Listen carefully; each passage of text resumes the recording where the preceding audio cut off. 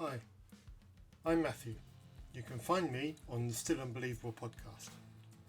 Some of you may already be familiar with the content I produce, and some may have even heard me talk about the reasons for my deconversion from Christianity, and what position I now hold regarding my former beliefs.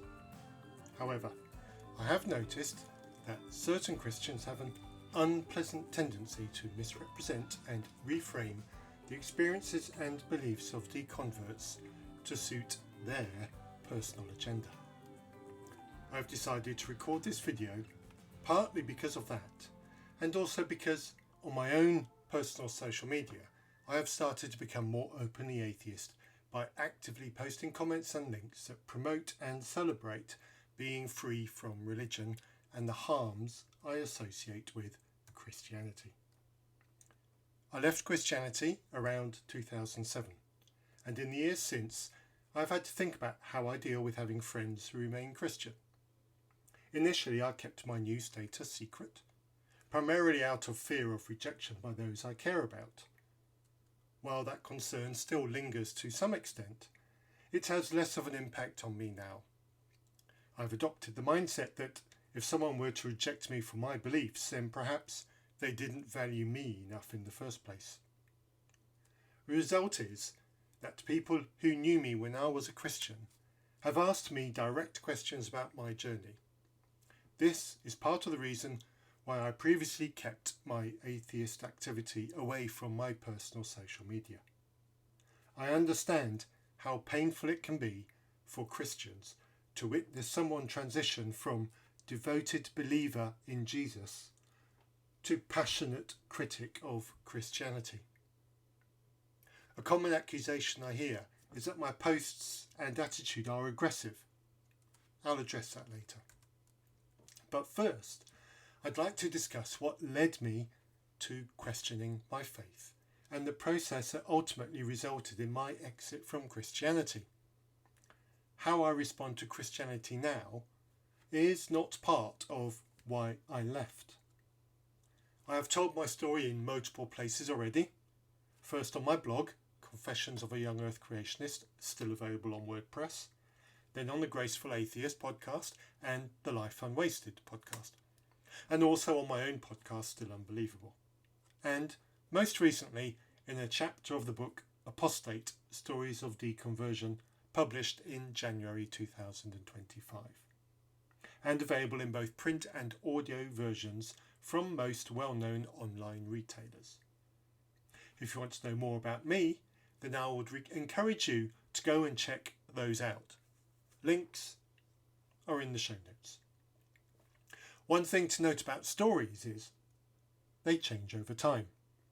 My personal story is long and complex. I am not unique in that respect. But what that means is it is not possible to tell a succinct version of my story each time I tell it. Each time I will emphasize something different, depending on the context of the discussion and my state of mind at the time. In this video, I will try to tell the best brief version I can, because the full unedited version is effectively a book, which I have not written. Even this current telling will be subject to my own memories at the time I script it, July 2025, and then later edit it, May 2026, and which details I cut in order to make it a reasonable length. If, having watched this video, you want to know more, feel free to ask a question or make a comment, and I will explain further. If you're a Christian watching this and you are tempted to make a comment along the lines of Matthew wasn't a true Christian to start with, or Matthew believed the wrong version of Christianity, then fuck off, turd bucket. Actually, no, stick with it. I hope to cleanse you of that thought. And if, having watched this, you do still feel the need to make that comment, then carry on. Make that comment. You're part of the problem, and those comments simply make Christians and Christianity look shitty. You'll drive more people to podcasts like mine. So go right ahead. Be that dick. For my own deconversion journey, I quote my exit from Christianity as taking about 3 years from first serious doubts to finally admitting I could no longer believe in the Christian God. It's possible that a case can be made that my deconstruction actually started before that, and that as I have continued to engage with the Christian community, that journey continues. Certainly my view of Christianity has evolved and changed over the past decade and a half since I left, and maybe it will continue to do so. But let's not jump too far ahead. We really should start at the beginning. What did my Christianity look like? I was indoctrinated into Christianity as a child. Even while I was still a Christian, I was happy to admit that this was true. I grew up in the missionary environment of Zambia during the 1970s and 1980s. I went to Sakaji, a mission boarding school, from the age of about 5. All the teachers were white and Christian and belonged to the same missionary culture. This meant that I, along with all the other pupils, was taught a literal interpretation of the Bible. Yes, that included young earth creationism and a God of wrath who sends those who reject him to a hell of eternal conscious torment. So far as I know, the school still teaches the same foul literalism today. One of the shitty sides of this expression of Christianity is the adherence to savage corporal punishment for small crimes. In other words, beating small children with a long wooden spoon. We called it a paddle. This was a school where punishment was public, shame was intentional, and love scarce. I can only name 2 teachers who I would consider compassionate. But it's my very first teacher who caused me the most trauma, openly taunting and cruelly beating the first-year children. Aged 5, remember. Those 50-year-old memories of Miss Ross conducting the rest of the class to a rendition of Cry Baby Cry while I sobbed my heart out still have the power to bring a tear to my eye today. It should not surprise that when I left school, as a preteen, I had low self-confidence, poor bladder control, cried easily at the slightest confrontation, and had no idea how to express my own personality. That's how effectively that young child's confidence and character was crushed. If you are a Christian who supports missionary activity, this is what you're doing to the children of those missionaries. I implore you to immediately stop any and all financial help to missionary work. It is a cruel system of lies, oppression and coercion that does nothing and that does not belong in today's world. Stop it now. Included in the fundamentalist teaching of my youth was the predictable evangelical attitude towards sex and sexuality. Sex is barred until you are married, and marriage is between one man and one woman once and forevermore. Imagine how hard it was for 9-year-old me when my parents separated and a new woman immediately appeared on my dad's arm.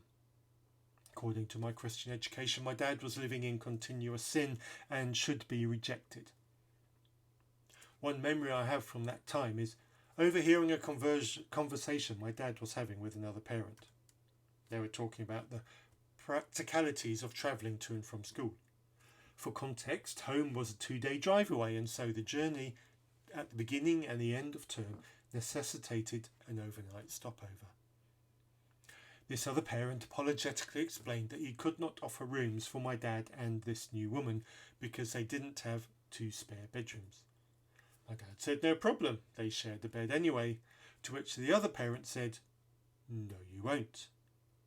Preteen me silently celebrated my dad's embarrassment in that moment. As an obedient Christian, I rejected my dad's new relationship as invalid.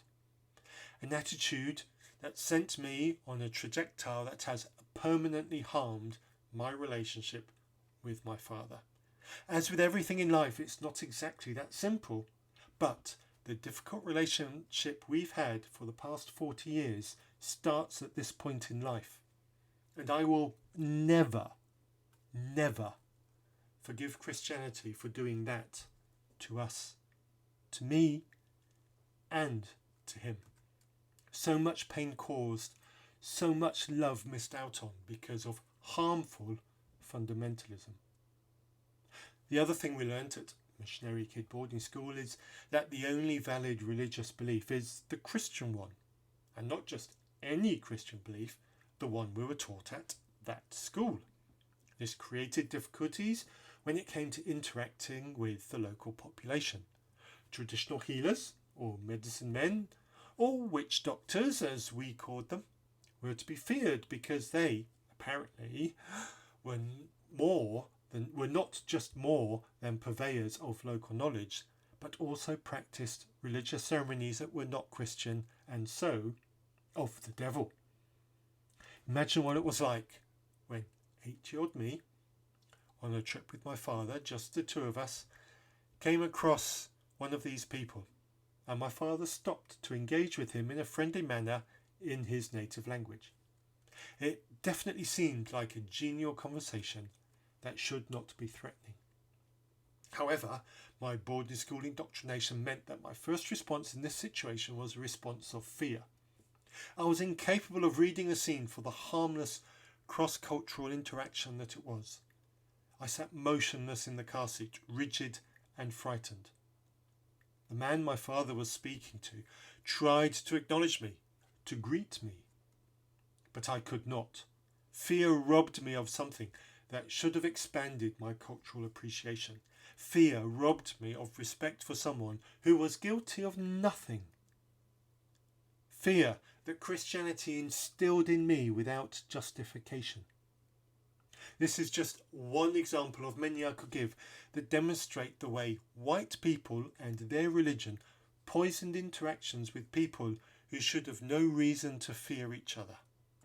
If only there had been an attitude of mutual respect and not pious superiority. Around that time, the political climate in neighbouring Rhodesia created an environment of caution in Zambia. Rhodesia became independent Zimbabwe in 1980. I remember that being a time of celebration, a time of victory. But the preceding years were difficult.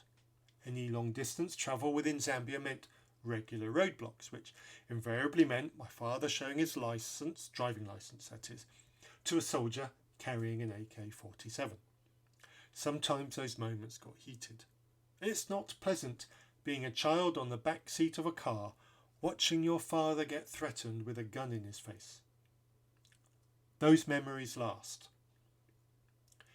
There is another important event to flag from my childhood.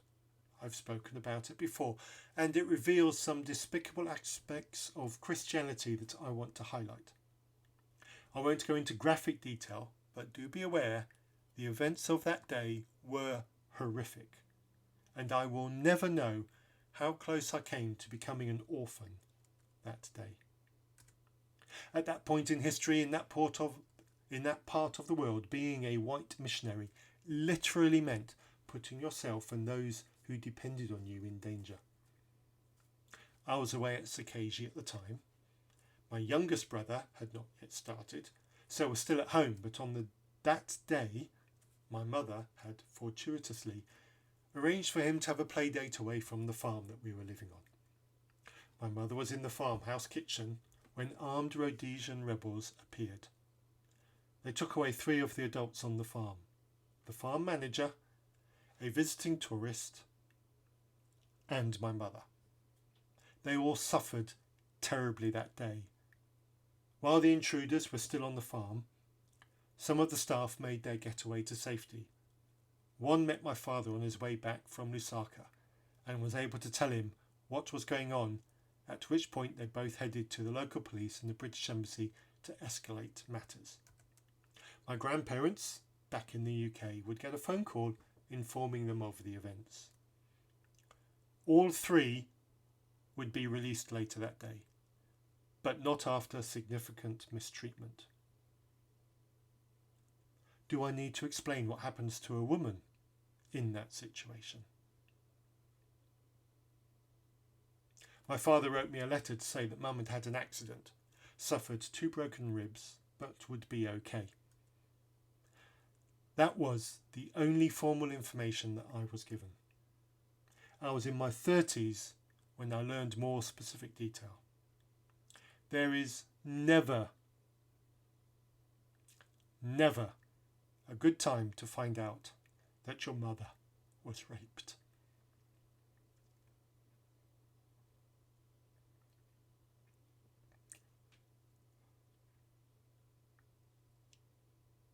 I would never see my parents as a functioning couple again. The next time I saw my father, it will be with the woman who would become my stepmother. It was a terrible, confusing and trauma-filled time. I was old enough to understand something very serious was happening, but too young to have it explained. 11-year-old me would be told that maybe what happened that day was God's punishment for some of the sin that was occurring on the farm. The farm was connected to Christian mission activity. The church elder who was guilty of predatory sexual exploitation was not one of those taken that day. Moving on, I left Zambia at 18. I carried the same naive, literalistic Christianity of my childhood into my adult life. Living in the UK meant that I would bump into different expressions of Christianity that I was unfamiliar with and unprepared for. I learnt there were Christians who accepted same-sex relationships, or didn't believe in a literal physical resurrection, or that Catholics were also Christians, or even, shock, horror, that the early chapters of Genesis were not to be taken literally and evolution was indeed true. I also learned that different beliefs regarding the work of the Holy Spirit, variations of what hell was like, what the end times were, and more. The variety of Christian beliefs was truly bewildering, and in many cases I coped by reverting to my literalist education and writing those people off as fringe Christians. I also discovered that atheists were decent people too. They were not the truth-hating, spiteful individuals I had been taught to expect. By the time I was in my early 20s, I had started dating the girl I am currently married to.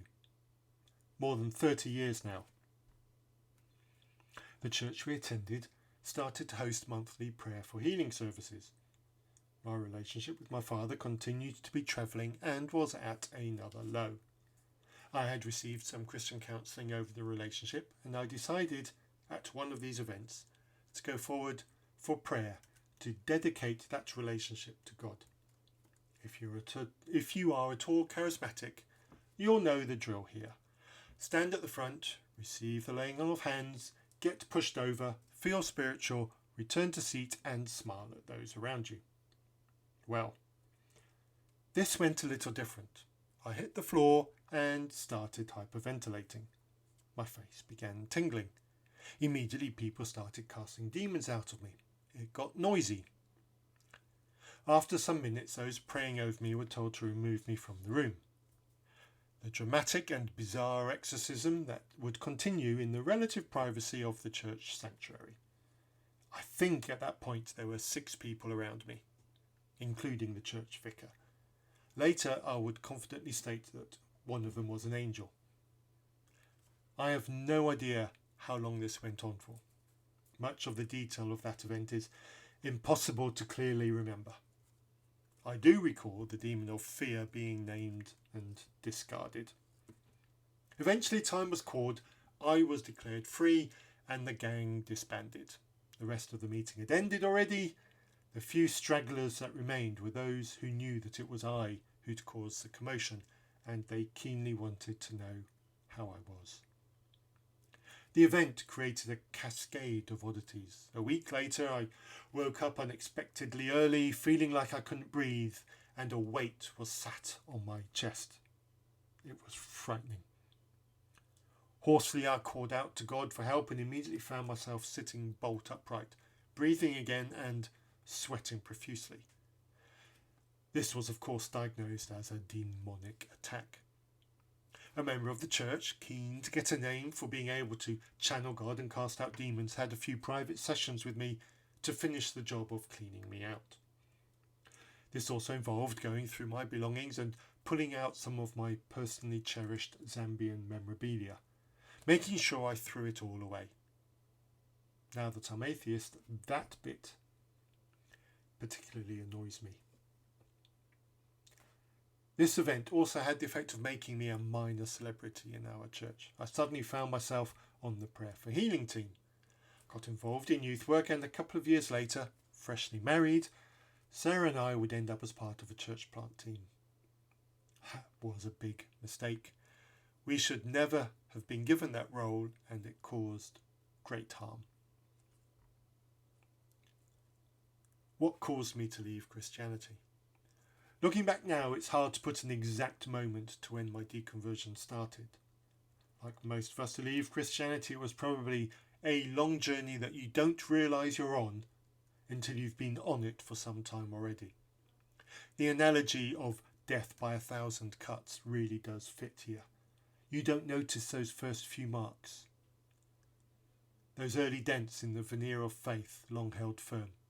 Everything feels normal, until suddenly an unexpected event, a threshold is met, at which point the questions suddenly show up and pithy answers no longer cover the doubts. The most significant event, the one that triggered active study and questioning, was a painful experience of attempting to defend creationism against an onslaught of people I knew, who were well educated on evolution and knew it far better than I thought I did. I've talked about this event a few times, and it is referenced in the sources I have already mentioned. Suffice to say, I lost the battle of wits that day, and it was my first experience of just how mentally tiring and confusing cognitive dissonance can be. The result of this was I committed myself to learning more about evolution so I could see why it was wrong. It was also around this time that I started a job working from home and discovered the joy of podcasts. Time-wise, this was around the mid-2000s. I had been married for around 10 years at this point, and our daughter was a toddler. Listening to podcasts while I worked was fun and educational. It exposed me to material I would otherwise have found difficult to access, if at all. The summary conclusion is that over time I started to see how intellectually vacuous biblical literalism is, and how much effort scientists put into testing and validating their ideas and conclusions. The biggest single failing of intellectual Christianity is that it uses philosophical ideas to justify pre-existing conclusions. It pretends that this apologetic is superior, or at least equal, to the hard work that scientists put in when they subject their conclusions to a methodology of test and validation. Christianity actively encourages overconfidence, and this makes Christians reluctant to challenge their deeply held beliefs. Ask a Christian how many times it is reasonable to get no response from God before it's okay to question that God's existence. Then watch them squirm. Christianity has built into it the cultish tendencies that reject this type of challenge. This two-pronged attack on my faith, that of friends directly poking my Christianity in what felt like an aggressive and unfriendly way, and then listening to calm but passionate explanations of how science knows what it knows, sent me on a journey that slowly got me accepting that evolution really can be trusted as the right answer. Which then meant I had to reframe all my Christian beliefs to fit this new understanding of reality. As with most things, it started at the beginning. Genesis. In short, the fact of evolution means the early chapters of Genesis cannot possibly be true. There never was a Garden of Eden, no global flood, no Tower of Babel, no giant called Goliath, no fish that could swallow the hapless Jonah. When critically examined, so many of the stories in the Bible have no basis in reality at all. They are legends that have survived over time, and there is a segment of society that actually thinks they are true. Imagine meeting someone who thinks that Aesop's fables are true stories. Evolution is true. Humans are a branch on the ape family tree, evolved from the same common ancestor as gorillas and orangutans. Modern archaeological knowledge rules out the exodus from Egypt and the multiple wars of the judges.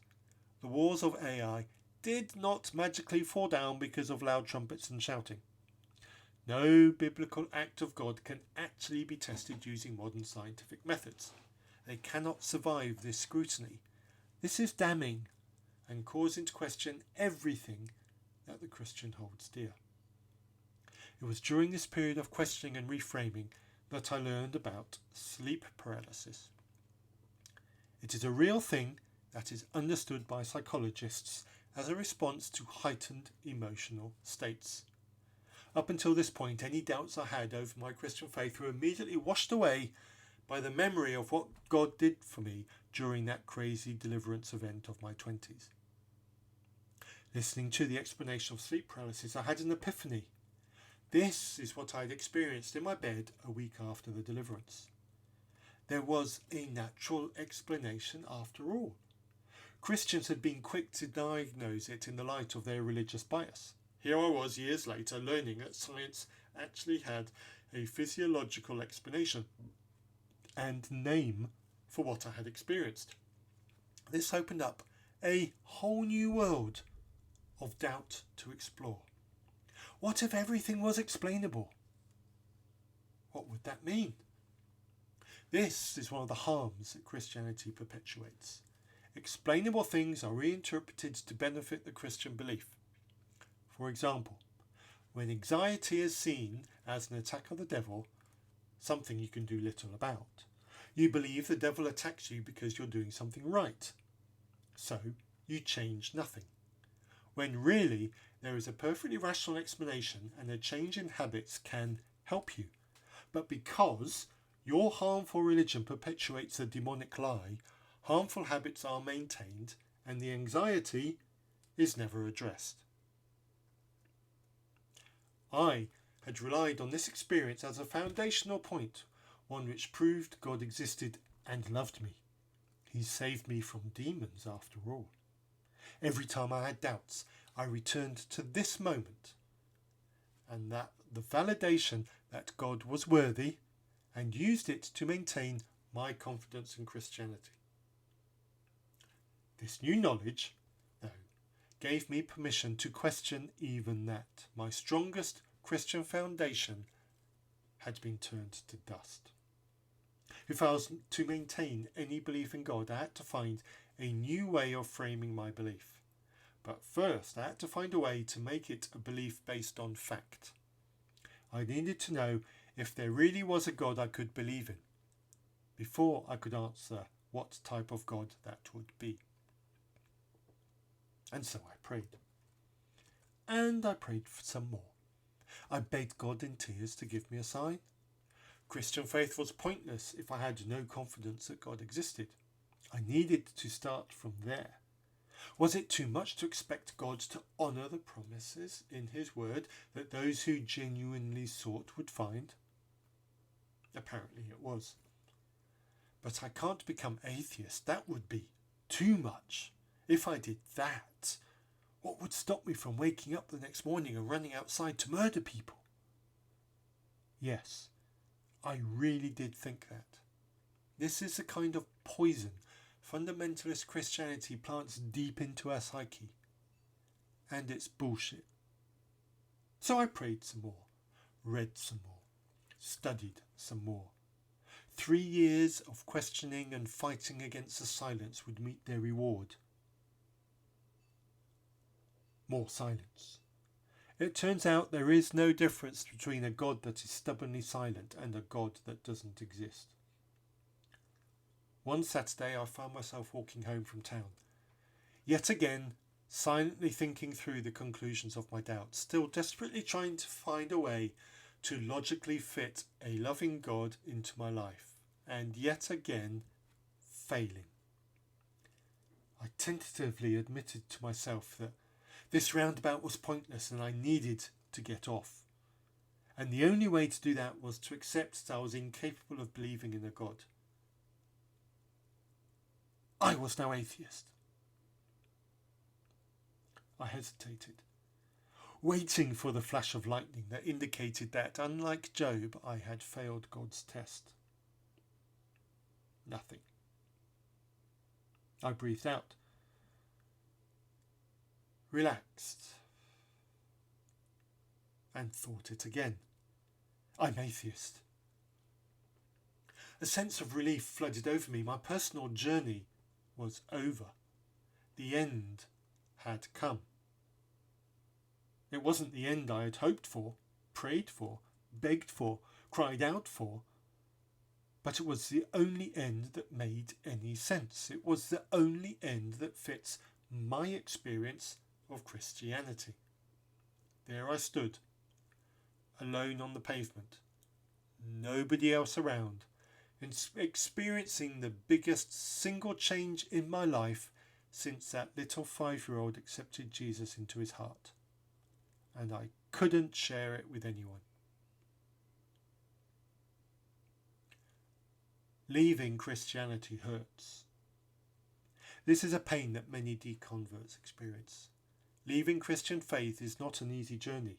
No one does it lightly. We all suffer for it. We lose friends and marriages over it. Loved ones cut us off and treat us differently. We are viewed as lesser or a pet project.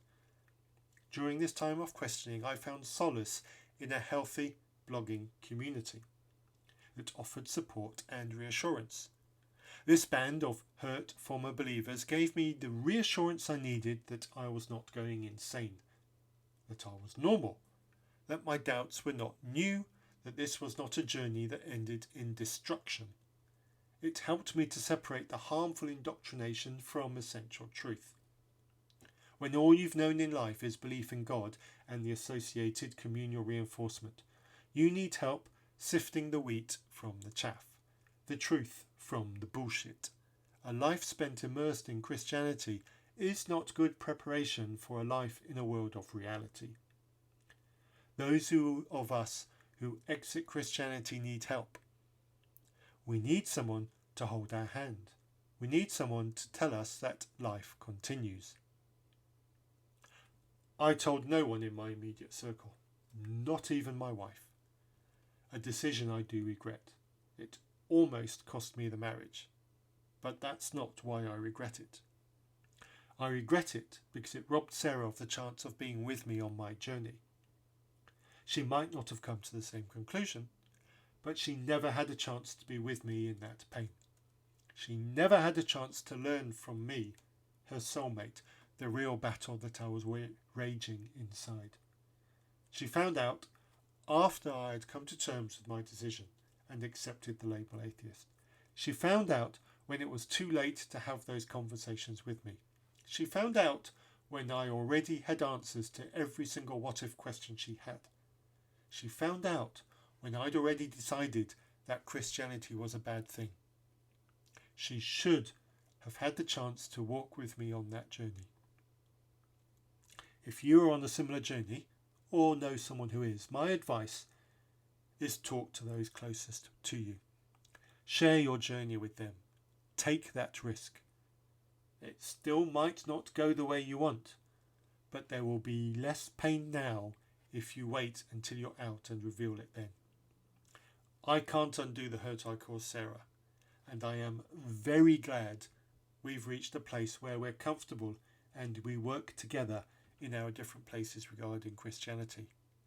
Openness sooner would have made this journey easier.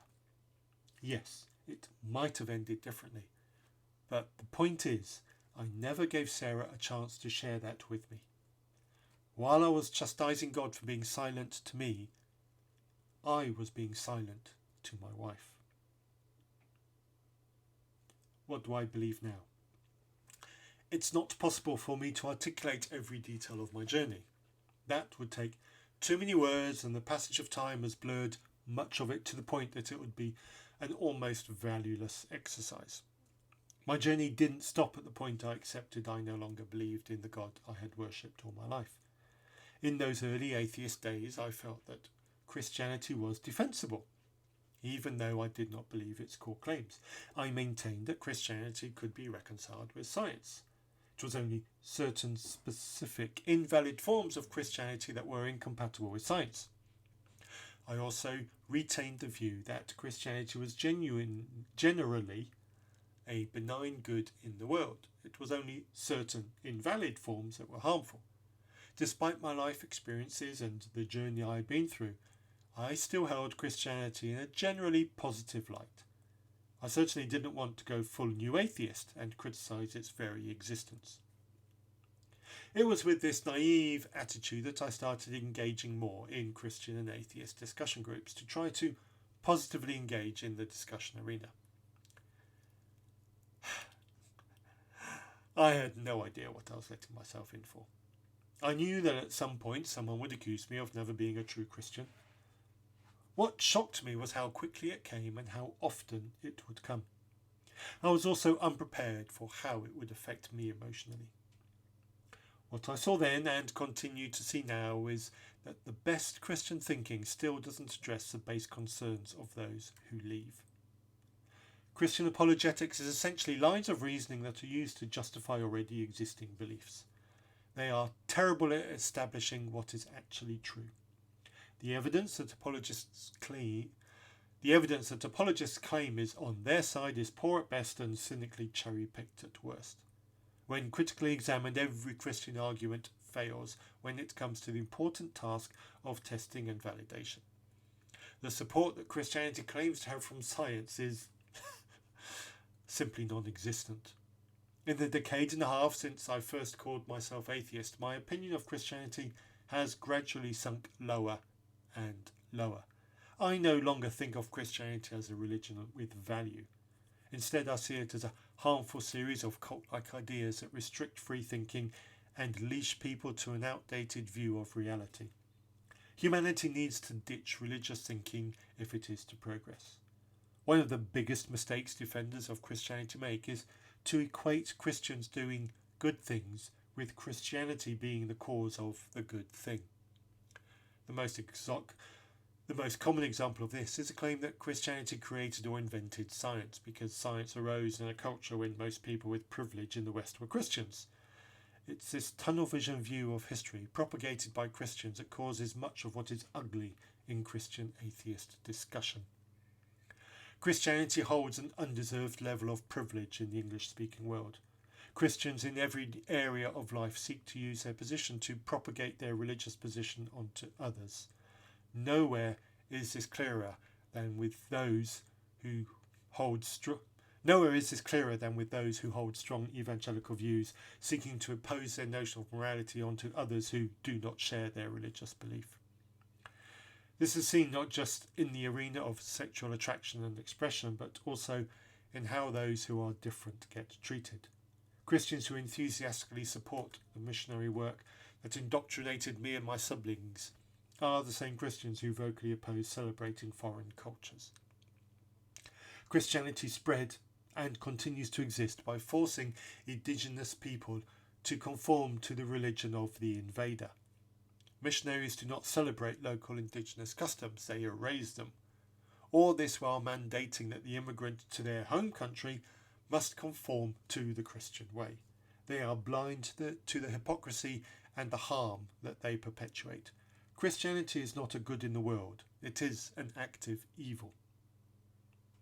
Now, I will grant that there are many lovely Christians who plod along to church each week and commit themselves to serving their local area and do active good in that context. Those Christians exist, I acknowledge that. But what are they doing about the noisy, shitty ones who are harming the world. Precious little.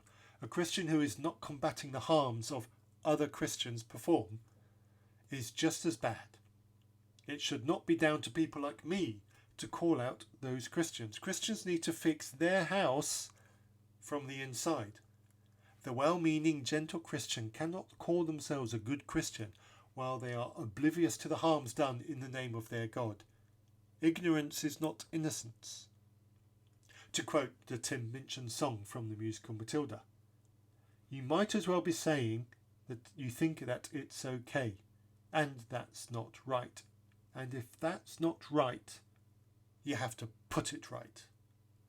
It is this privilege that permits the Christian reading or listening to my words of critique as words of aggression or anger. Yes, it may be true that I am angry. Christianity harms people, and that makes me angry.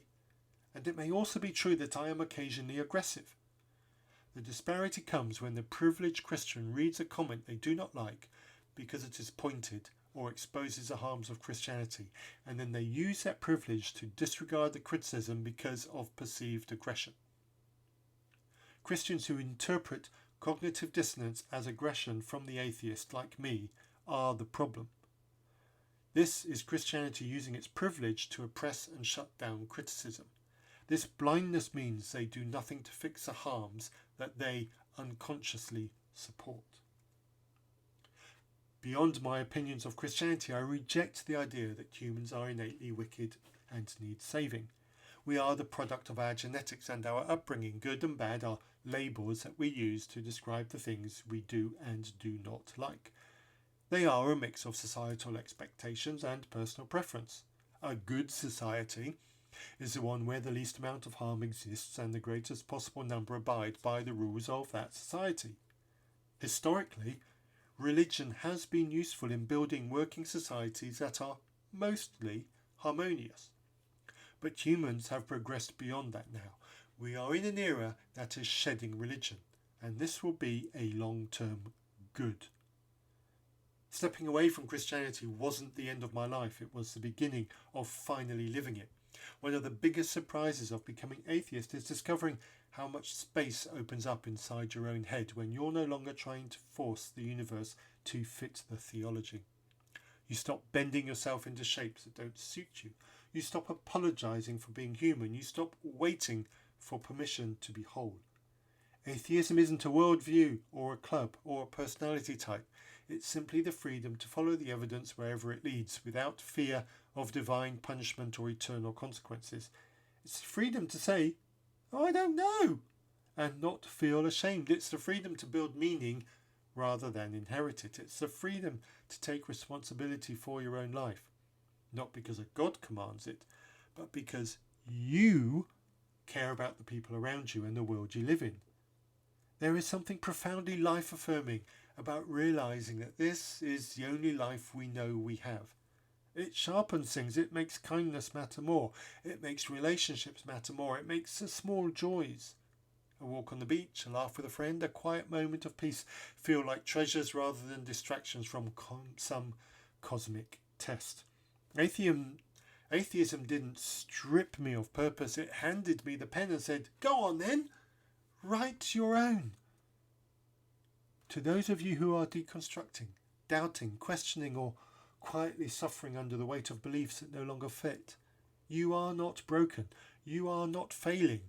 You are not being attacked by the devil. You are thinking. You are growing. You are doing the brave work of examining the foundations you were handed as a child and asking whether they can actually hold the weight of your adult mind. That's not rebellion. That's maturity.